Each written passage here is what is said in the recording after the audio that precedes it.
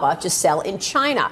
Lots to discuss this morning with Macy's Chairman and CEO Terry Lundgren, who joins us right now. Terry, good to see you. Thanks, Maria. You too. Thanks so much for joining us. You're Let's welcome. first get to the quarter and what happened. What are you seeing out there in terms of the consumer? Why cut guidance for the rest of 2015? Well, we're cutting sales guidance. We're confirming earnings guidance, but I'll get to that. So first and foremost, tough quarter. Tough quarter on the top line, down 1.5% on same-store sales for us is not what we expected or hoped for.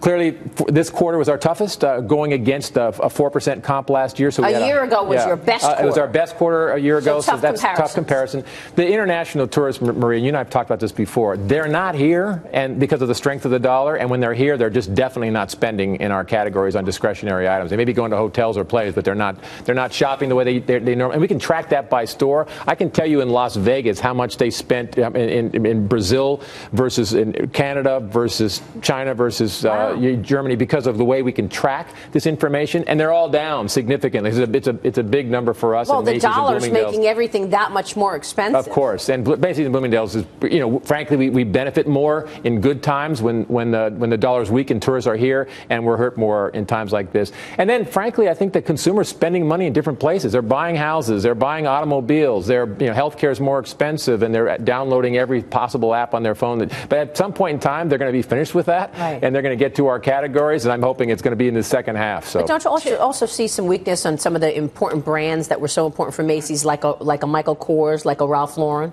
Yeah, and we're still growing, but we're not growing as fast as we were in last year and the year before, certainly. Yeah. So that definitely impacts us because we're the largest seller of all those brands. But I would not count those guys out. I mean, consumers do like the fashion brands, and I would not count those guys out. We're in a fashion business, and fashion has cycles, and those guys, I believe, will be back. Is there any way for you to tweak the product lineup and tweak the mix of what's going to be in the stores come the holiday shopping season in order to juice interest in the products? Like in terms of your turnaround time, can you do that? Yeah, well, we first of all, it's about a 6 months turnaround time. So if we haven't done it, we're not going to be able to do it for this holiday season. But the good news is that a couple of the key categories that are working, athletic, we've talked about, it's athletic apparel, athletic footwear. That's still hot. That is still very, very hot. It's great for that category if it's a replacement for the dress and jackets that you're wearing. It's not good overall, but for the category for us, it's very, very good. And denim is new for us. I mean, in terms of its growth, we're a powerhouse denim retailer, and we attract the young consumer, and so that is good. And back to school started off well for us, so that's positive. But the overall apparel business has been challenging for sure for some period of time. At some point in time,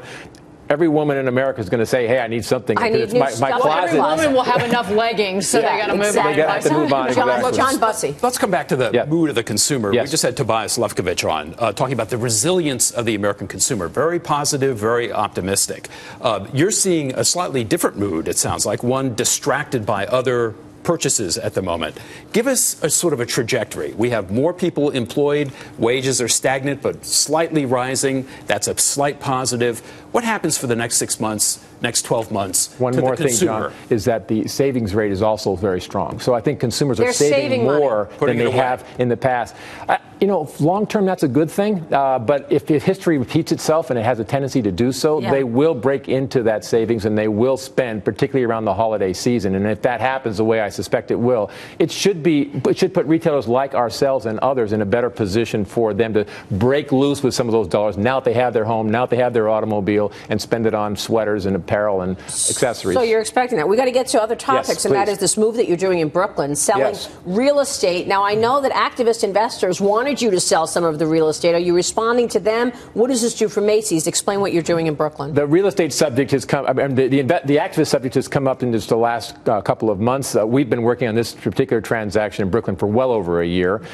Jerry Spire and myself originally, but his team at Tishman Speyer and the Macy's team working together with multiple bidders in the process to redevelop the Brooklyn market. We started thinking about a remodel of Brooklyn and said, why remodel Brooklyn when the Brooklyn is on fire? Let's transform the neighborhood. And this deal is going to do that, Maria. I mean, it's very exciting. We're selling the top floors that we're not using in this 150-year-old building. Used to be old Abraham and Straus building. We're selling the garage next door. And so they're going to redevelop this whole area into, I'm not sure exactly be mixed use, but I'm sure upscale office and the like. That's more customers for our store, and we're going to invest in that store. Plus, we're going to have $100 million on the store investment, and then $170 million we can return to shareholders. So this kind behind it, and we still own the store. We still own the store. Sounds like a great deal. This is the kind of deal, Maria, that I would love to see us do more of, and you're going to hear more about these kinds of transactions from Macy's. Real quick on Alibaba, you're doing a deal in China. Yes, very excited about that. Victor Fung and Sabrina Fung, his daughter, fantastic, brilliant